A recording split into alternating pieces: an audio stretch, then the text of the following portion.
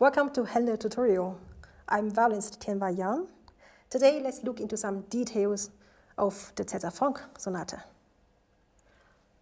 Let's start with the first movement, Allegretto per moderato. I've quite experienced some discussion with different pianists about what tempo we should choose for this movement. And if we listen to different performances or recordings, there's quite a huge range between different tempis for this movement. Certainly, this is a personal taste and interpretation, but I personally would prefer a little fluent tempo for this movement, because I think, as it's written, it's an allegretto per moderato. So it would be nice not to have this movement sounding like an andante or andantino. Certainly, we still need enough time that all this beautiful melody line could be sung without any hastiness. So what I would suggest is a tempo like this.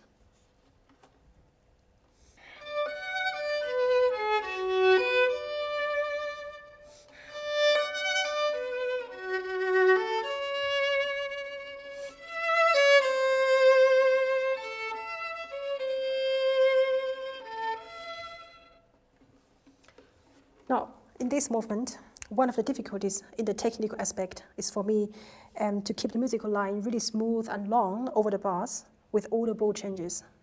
Because here in this movement, very often we have the bowings go like short, long, short, long. For example, in bar 8 to 10.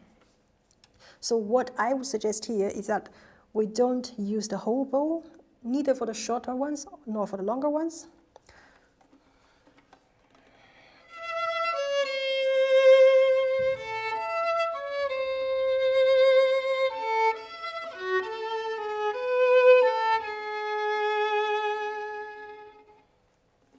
Also very important that we don't use the same bow weight to play up and down bows, because they are different long. So the shorter bows should kind of like fly over the strings, and on the longer bows, I would dig a little bit more into the strings, so to slow down the bow speed, and I can save some bows. This way, we can keep the musical line singing over more bars and not having too many waves in the dynamic.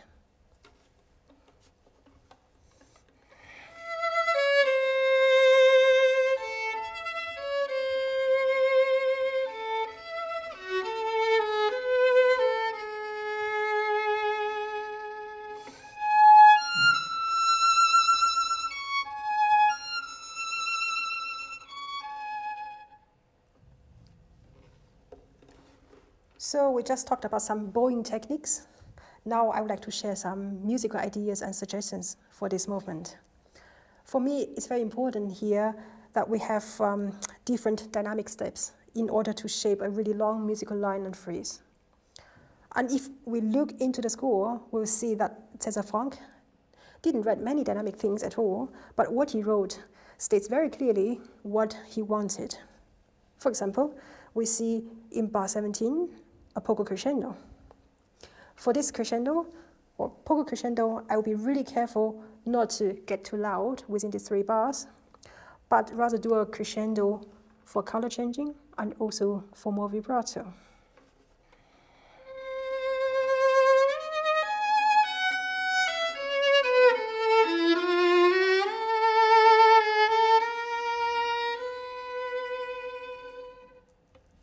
The reason is, 4 bars later, in bar 21 to 24, we have the next step of 4 bars phrase. Here we have a pure crescendo. So it would be really nice to have these 8 bars as one long phrase with development, rather than repeat the same dynamic ranges twice.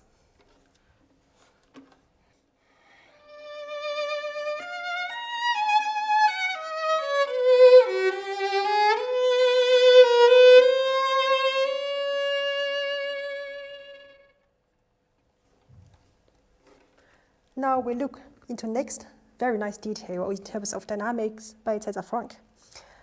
There's quite a difference between bar 24 to 31 at the beginning and the parallel place in the recap in bar 82 to 89. At the first time in 24 to 31, we have a decrescendo into pianissimo in bar 25. And then 2 bars later, a very short but intense molto crescendo from 28 to 30, and coming from pianissimo into fortissimo.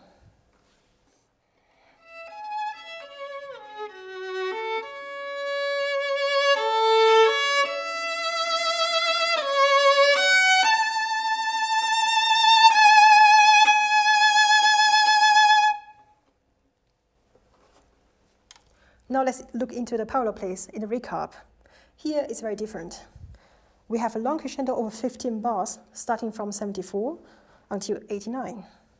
So I think it's important that we don't get too loud and too excited here.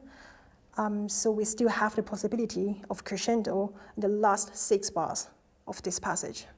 So to say from 82 until 89.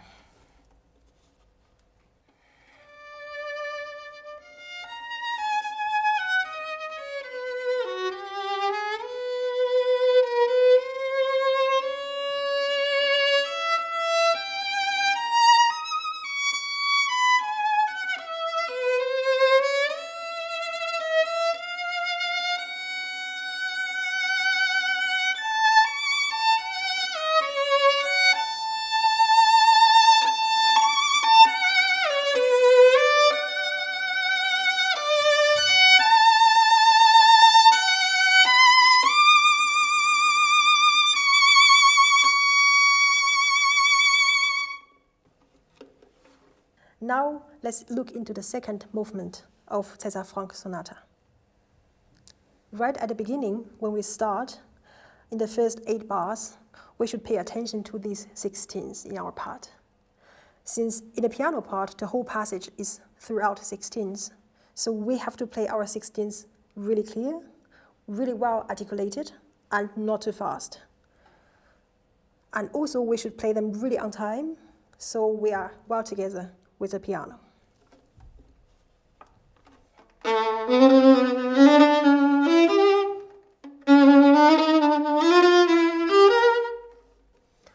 It's also very likely that we feel a bit sticky, and unclear in our fingers in the left hand.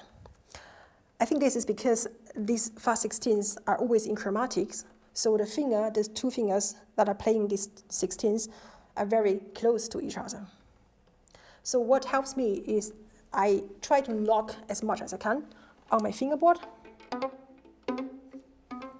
This is also a big help for the articulation.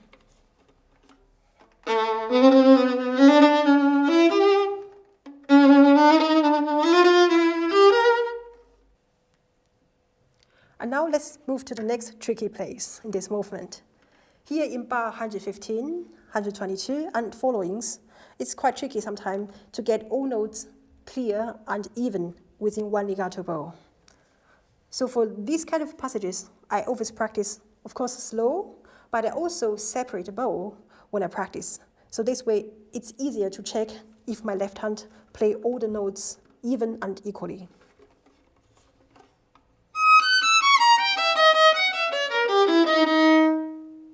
It can be also very useful to practice double bows for each note. This way, it's even better to check my left hand if it's really even, especially when there's a position changing.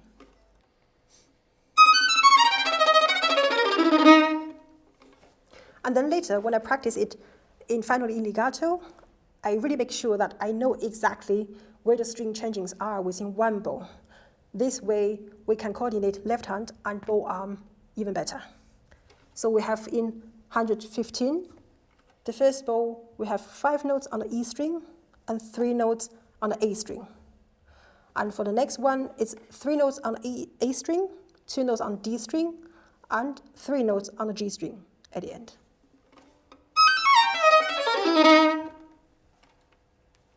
And now let's move to the next tricky place in this movement, to bar 130 until 136, so this whole passage. Here, sometimes it's really difficult to get together with the pianist. I think because there are so many fast notes in the piano part, sometimes we don't really hear the main voice from the piano consciously enough. So if you have a problem here playing together in the rehearsal, I suggest that you practice together, firstly, only the motive lines, and we listen to each other really exactly. So, for example, let's start in 130. First, only the left-hand line from the piano, which is this. And we join the piano left hand on the last beat of 130.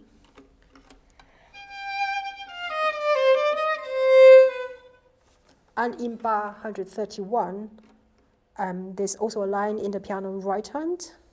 So first, let's practice only these three voices, these three lines. So we leave all the fast notes, the accompanying notes in the piano right hand. And when this is really good together, we can put all the notes together. And we violinists should always be careful and try to put our ears on the melody lines in the piano part.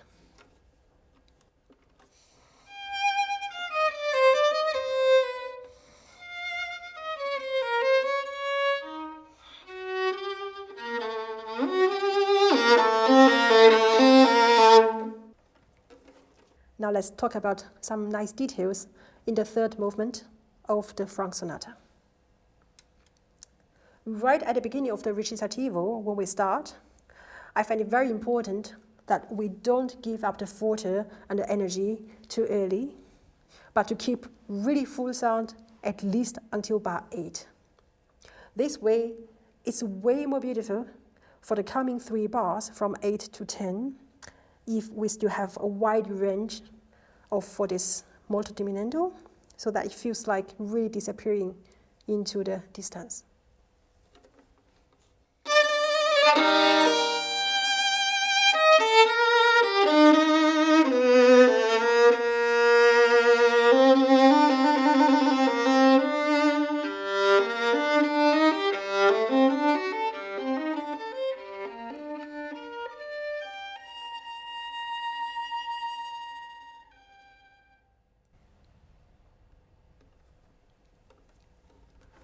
Now let's get a bit further into this movement, and we come to the next point in bar 45.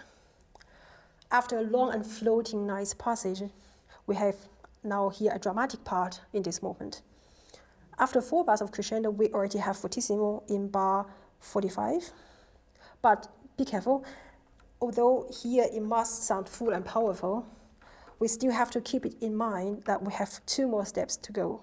So the next phrase starting in 48, and the last one starting in 51, which is even triple forte. So my favorite advice, do have a good plan of your crescendo, so you still have enough power and sound, and you can still get more and more intensive until the end. Also, I think in this passage, it's very important that we play these quintuplets in bar 48 and 51 really clear and with nice full sound. Because the top note on the second beat in these 2 bars, after these quintuplets, can be very easily loud. So it would be really nice to also hear the bridge of those 5 notes going from G string to the top note.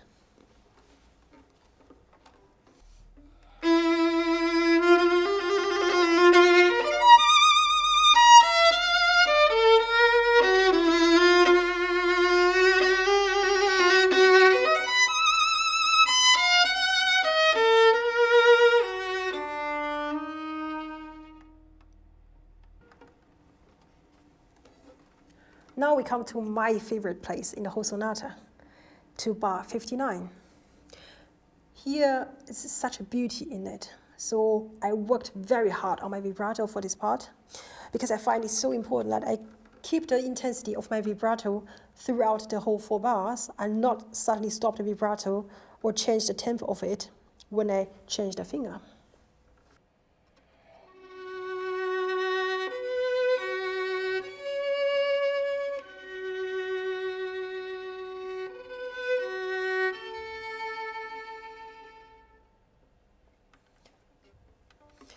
And since it's such a long bow in bar 60 to 61, I changed the bow on the last 2 notes in bar 61.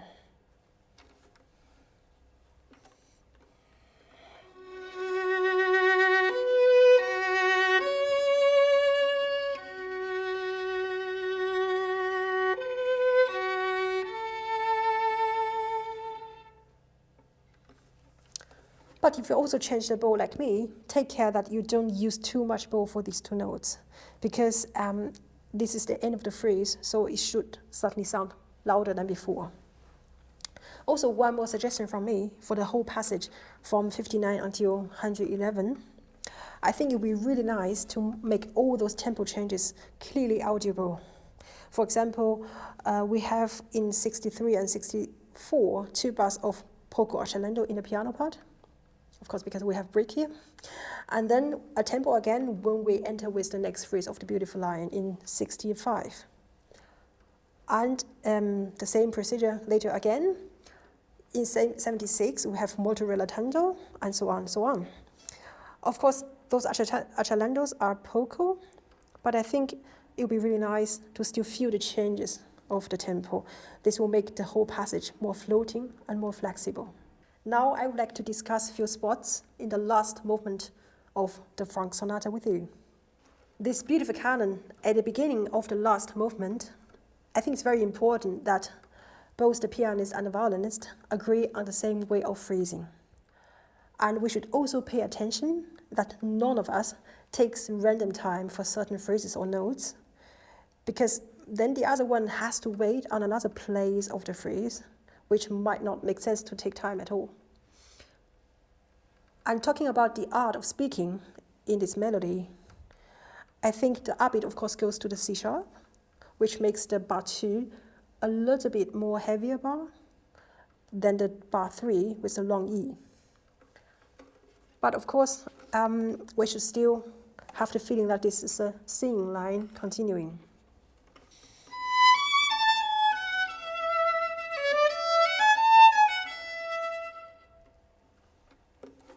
This is why I choose to start with down bow in this movement, because I think down bows naturally have a bit more weight, and it feels better for the bar 2, and up bows are way lighter in this region, and that's why it feels better for the lighter E in the bar 3. But of course, this is a very personal interpretation and choice. Many violinists, like Yehudi Menuhin, start with this movement with up bow. Of course, the advantage of up bow here is that it feels more natural for the upbeat going into the C sharp.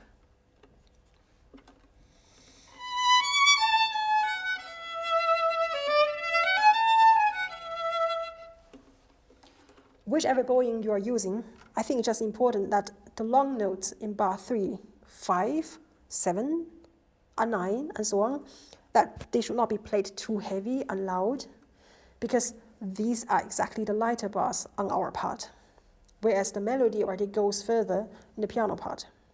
So here we should give some more space for the pianist, and this will make an even better dialogue.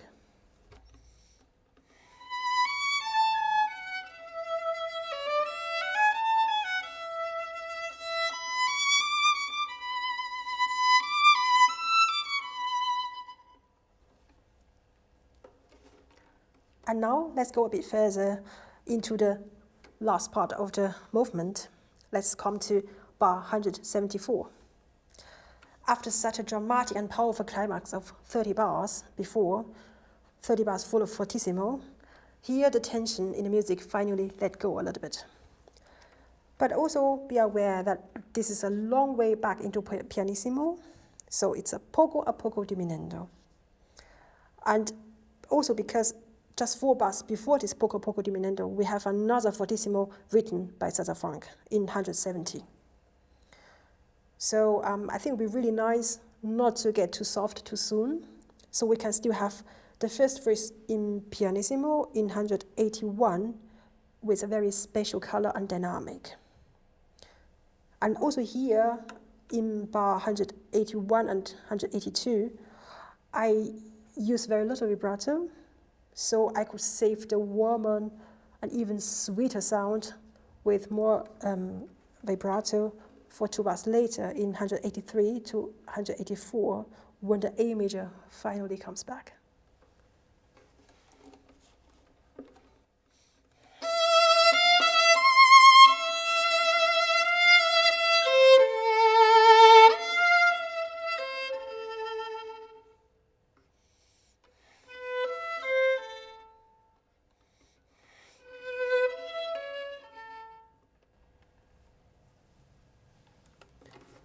Now let's come to the end of this whole sonata.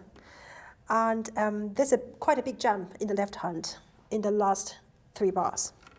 Usually, this kind of position changing should not be a real problem. But here, after nearly half an hour music, and also very intensive last movement with a lot of vibrato, along to also right before this, the left hand might get a bit tired and stiff. So what I always find helpful in this kind of thing is, right before the changing to the higher position, I use my bow arm to give a little swing, an impulse for my left hand.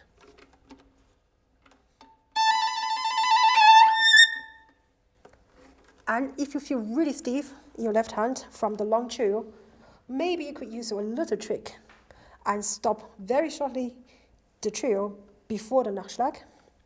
And in this millisecond, lose the tension in your hand and fingers before going up to the high A.